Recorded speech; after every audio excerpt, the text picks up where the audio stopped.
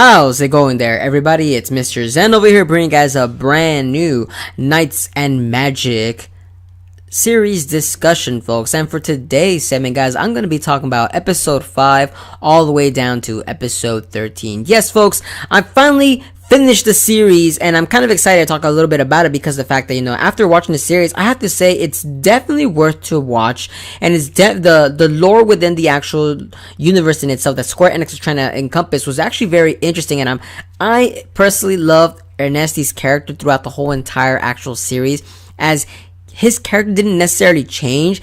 It's more so the fact that he was changing the characters around him.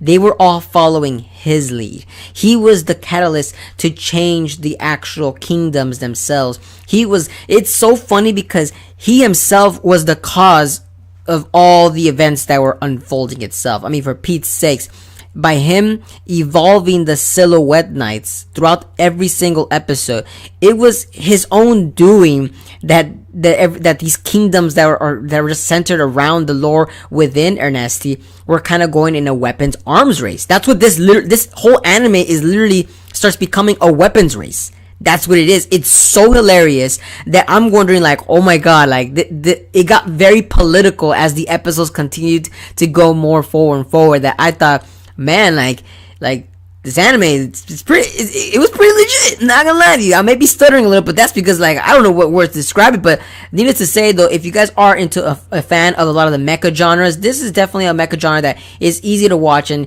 definitely enjoyable to watch too. As the intro itself, you start falling in love with it. I actually even saw the intro song. I believe it was Hello My World by Fahana, if I remember correctly. And if you guys see the music video, it's very interesting, and it's talking about pushing forward too, if I remember correctly. Very cool song. Check it out when you guys are done. And I love the fact that as the episodes were actually continuing on, you actually see that the intro actually started changing. The animation started changing. They started showing more of the Silhouette Knights actually evolving as Ernesti was going through the plot itself. It was very interesting. Like I said, very, very cool. I love the fact that the Silhouette Knights themselves were becoming more and more interesting to look at. The aesthetics of the Silhouette Knights were becoming more, not necessarily stronger, more so unless to say that they were starting to become more agile. They were becoming more proficient in what they were being capable to do in against the actual battlefield itself. Like I said, it's like basically Ernesti is becoming this top engineer, his dream to be the top engineer, and he was making it happen. That's what made me laugh. Now, granted though, from episode 5, we see that, these, like, this unknown kingdom, of course, that we know about.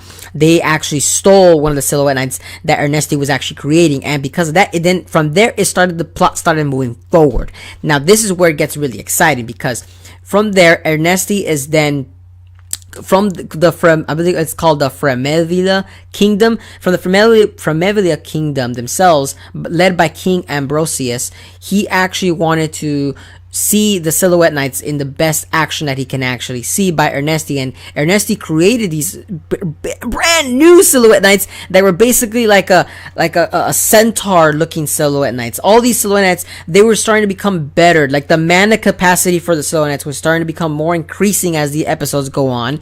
You kind of see that they started having 2-seaters as well within the actual Silhouette Knights. So you're kind of wondering, like, oh wow, it's becoming more proficient, so 2 heads are better than 1, and depending on the style of battle that you want to see. But to me, in my honest opinion, Ernesti wants an actual Silhouette Knight to actually last long in a fight. He was always carefully thinking, like, oh, okay, if I was facing off against this person, I want an extra arm to attack the person. If I run out of mana, I can have something else, like a hidden weapon. Like, he was thinking everything outside the box, and what made him very interested, even that King Ambrosius actually saw that ambition when he actually saw that the laboratory and Ernesti's or actual own Silhouette Knights that he actually created, when they're facing off against each other, you saw the difference, that it didn't matter if the person's had combat strategy or if Ernesti's actual own Silhouette Knights were very strong. If they combined that, then they would be a force to reckon with.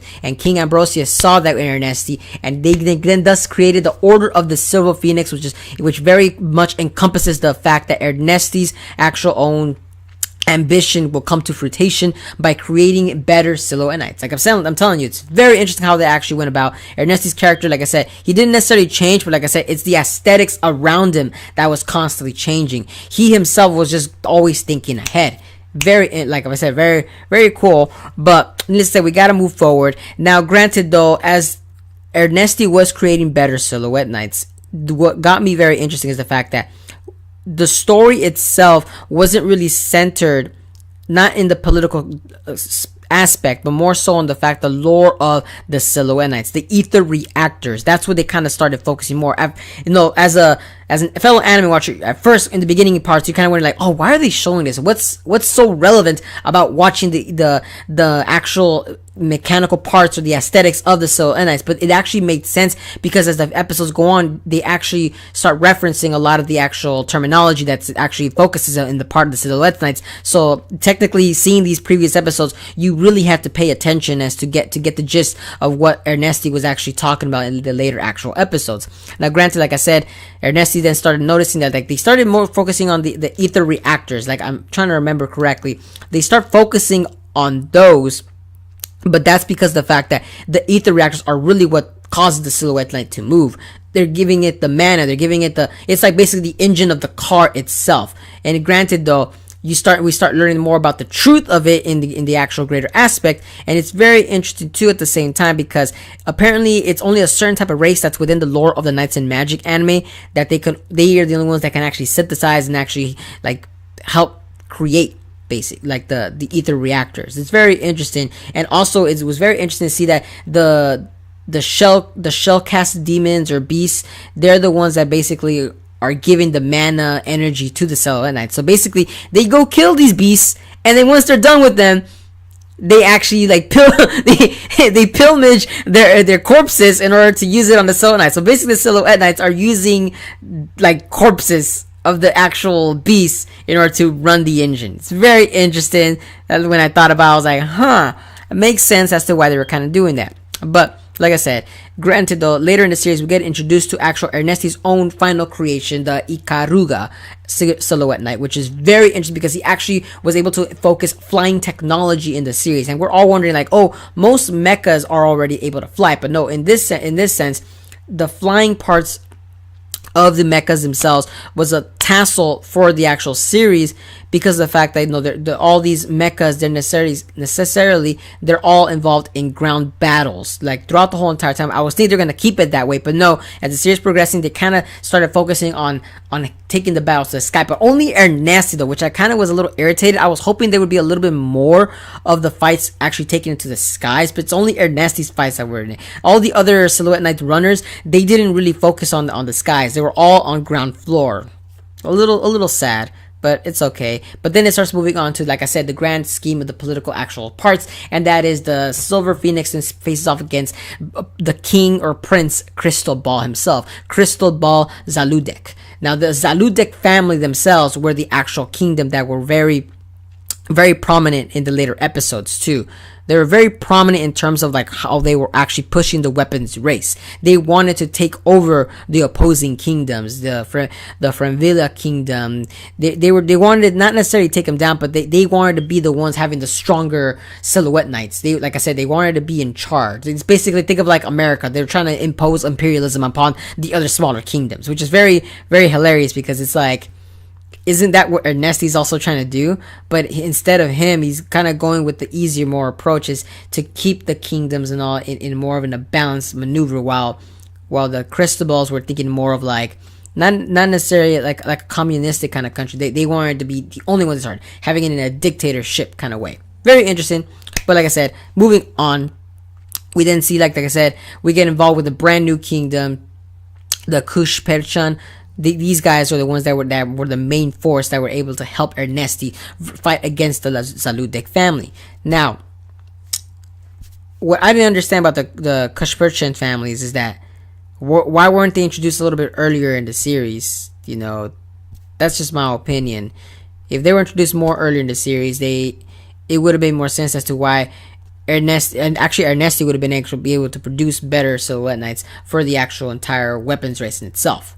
But like I said, I guess like for plot purposes, when they introduced the Zaludic families, it made convenience to actually put them right there and then.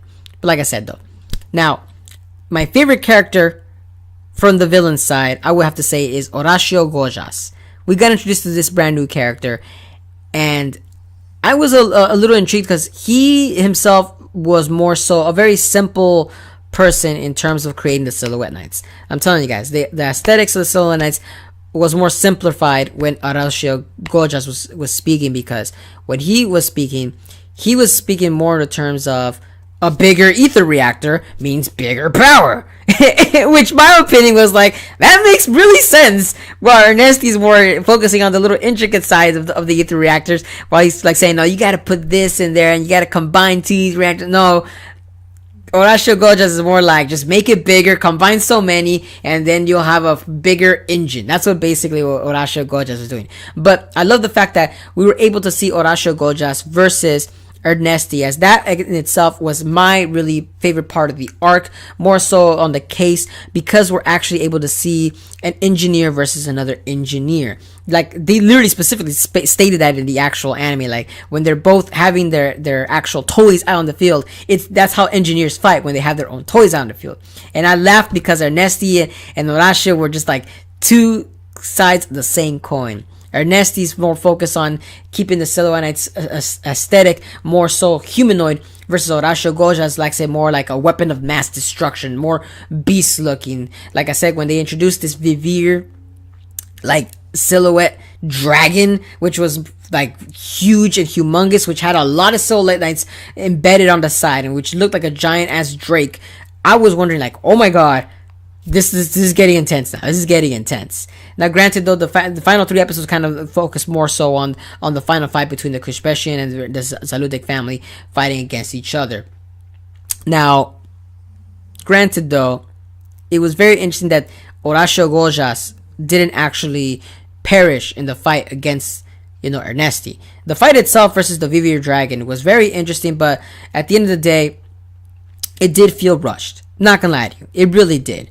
But the only reason I think it felt rushed because the fact that, like, if they focused more on that specific arc versus the other stuff, and focusing more on how the Silhouette Knights work and everything, it would have made the anime a little bit more interesting in terms of more action based as well. Because some episodes did feel like it was a little bit filler, introducing a lot. Because after a while, some of the characters didn't really need to be introduced, in a sense. Like, honestly, some characters, no, they just didn't really need to be introduced. Like, I'm telling you, the Krishpeshian versus Zaludic family arc, that in itself was definitely a great arc to finish it off. But like I said, it just felt rushed, in my opinion. It just felt rushed. But yes, moving on. You're looking at this at the last episode. They kind of end it in a very good way, in terms of like how the weapons race was actually finishing. And in the weapons race, what happened was, because the Krishpeshian kingdom actually won, now airborne ships were actually able to be mass-produced everywhere, and the Ikaruga, in a sense, was kind of stated to be like the strongest Silhouette Knight, because if it was able to beat the Vivir, which had a giant ether reactor core, which was pretty interesting, that basically made the Krishpeshian the strongest superpower country right there and then, which was pretty funny, guys. I'm not gonna lie to you. But yeah, it needs to say, at the end of the day, I definitely give this anime worth a shot to try. It definitely fits on the mecha genre, because some episodes were a little bit heavy on the dialogue side. So granted, though, if you guys are really into that, go ahead by all means. But needless to say, I did love the actual Silhouette Knights fighting styles every single time. Every single time the Silhouette Knights were introduced, they were always evolving. And by evolving, I mean that they were always making the actual aesthetics of the Silhouette Knights better every single time. Like I said, very interesting. Proud to say Knights and Magic is definitely an A-OK on me, but let me know down in the comments below as to what are you guys' thoughts on the anime itself. Did you guys enjoy it, or did you guys didn't like the way that the animation quality was on the actual Silhouette Knights? But for me, I thought it was okay. After a while, it was actually passable, and it started making sense as to why they kind of kept it like that. Very kind of like a little blocky and rough edge, to give it that robotic essence type movement. But after a while, like I said, they weren't really moving like that. They started going more into the fantasy realm, which was like, oh damn, these are actually moving pretty good. But like I said though, let me know down in the comments. And as always, guys, if you guys enjoy my content, don't forget to give a like, comment, share, and subscribe for more Nights in Magic anime discussions, reviews, rants, and other otaku related content. And as always, guys, hope to see you guys again in the next video. But peace out, folks.